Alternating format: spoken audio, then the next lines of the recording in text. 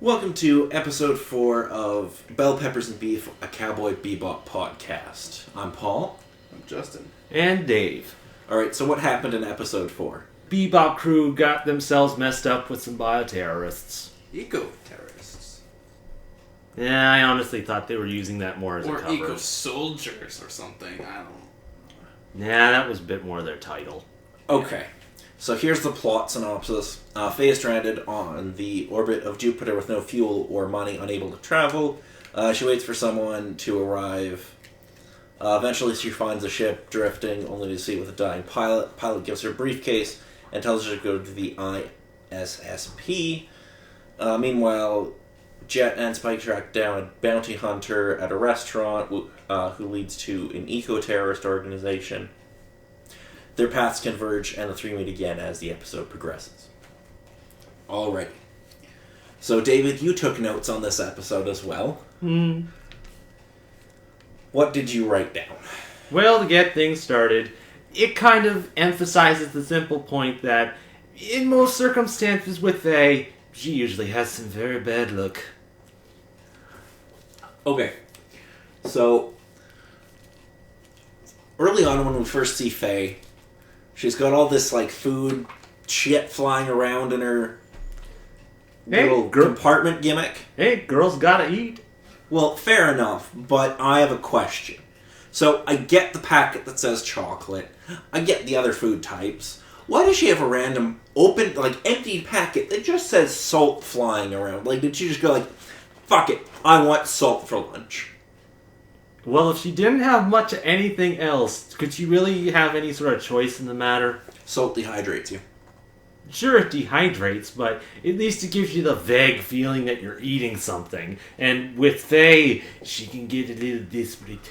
Well, I think it's dumb, but okay. Oh, trust me, the dumb part will be coming up pretty quick. Better than swallowing a cigarette or a poker chip. Definitely. Okay. So, later when they get to the restaurant, they have something I really love, which is where they order their meals right on the table. Super cool. No, definitely. It's definitely an interesting sort of case. And it seems like pretty much every single one of the villains just about changes themselves in some sort of way. What do you mean? Well, with the villain they decided to catch up this time, it kind of looks like a typical handsome guy covered around with all the girls, when in reality he used to be a chubby black guy. Oh, yeah, the whole, he got plastic surgery or whatever. Yeah, pretty much. Plastic surgery is way too ubiquitous in this world. Yeah, a little bit. Just a little bit.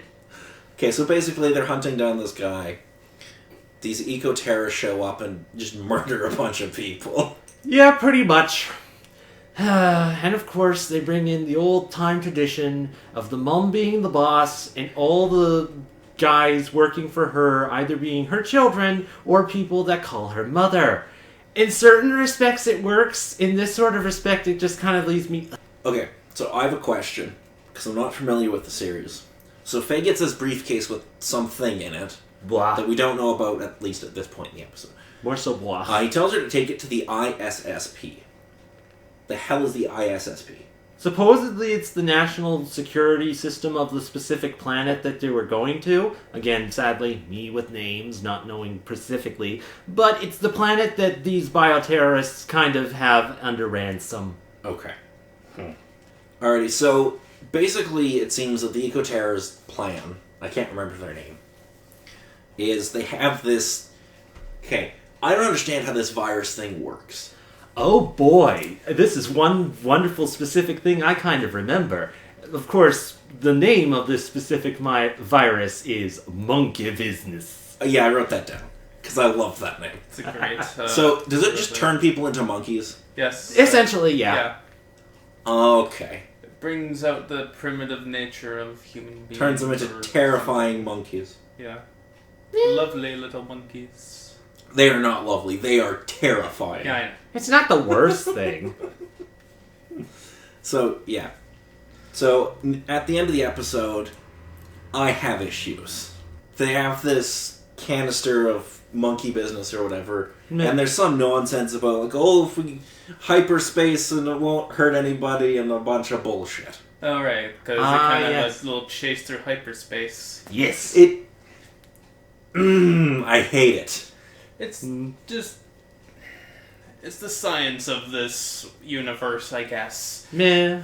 Yeah, but it's such lazy writing. It's like, well, let's just introduce something to get us out of this situation. Nah.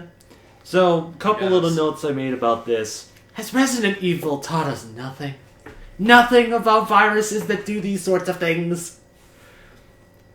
Well, I've never played Resident Evil. Well, at so. least they don't have, like, things Crazy like... tentacle things? Yeah, they don't have that, like, it could be a exploding heck of a over lot heads. worse in that sort of case. Yeah, no. And of course, some particular thing that we never really discussed about is the special abilities that each one of the ships out of the Bebop actually has. With Jet, it's kind of a ramp or claw that can be used for lifting and tossing things around. With Faye, it's using a whole bunch of different sorts of missiles or types of guns in her two arm guns. And this episode decided to show Spike's ship's special ability, which essentially is a Dr. Octagonopus laser. A what? A Dr. Octagonopus! For anyone who gets that joke, you get a thumbs up from me. And I probably will hate you. Because it seems like something horrible. Not something ridiculous and silly and stupid. Don't worry, I don't get the reference either. I am so disappointed in you, Justin. My goodness. Okay. So basically, at the end of the episode, Faye is seemingly joined up with the crew. Yeah, pretty much. Essentially. Do you have anything else to add, David? Justin. I was so cute. Well, I know I didn't say too much, because I didn't watch the episode recently, and it's kind of one it's only in the back of my mind that, oh yeah, it was an episode.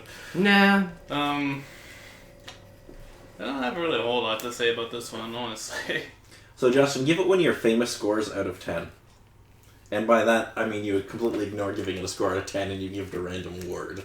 A monkey out of 10. A monkey out of 10. Very Perfect! good. David, give it a score out of 10. Even though you'll ignore that as well and just pick a word. Because you're all assholes. Well, excuse me if I don't like to place my specific opinion to a number. But Okay. as it kind of sits with me, it was definitely good, but nothing spectacular. So I'd probably give it somewhere pretty much as a good. If I was going to use your silly scale, I was probably going to put it around 6.5-ish. Okay, we're roughly around the same area. I gave it like a 7. I think it's fine. It's nothing special, but it's fine. Yeah, basically. Just another story to add to the book. Even though it adds nothing to the actual overarching Yeah, Faye, narrative. Faye joins. Okay, so 25 minutes to add a character again. Well, I mean, they had to, Well, it wouldn't be just as interesting as someone writing on a single sheet of paper, Faye joined the crew. And then the next thing that happened. This is making me angry. No, see, here's the problem is, I understand that Faye has to join the crew. Meh. I get that. Meh. Could you not come up with a better way for her to do it that actually affects the overall narrative and isn't just a throwaway episode? This is my issue. The sad thing is, I don't think it would give you a decent answer now. Later on, however, it might surprise you. Wow. Yeah, there's more to the Faye character than you know. Alrighty, well, fair enough. I still think it's bullshit, but whatever. If you didn't think it was bullshit, there'd probably be something wrong. It's all anime bullshit. That's what you always say. Because it's true. Lies. No, you know I'm right. Anyway, that was episode 4. I'm Paul. I'm Justin. And Dave.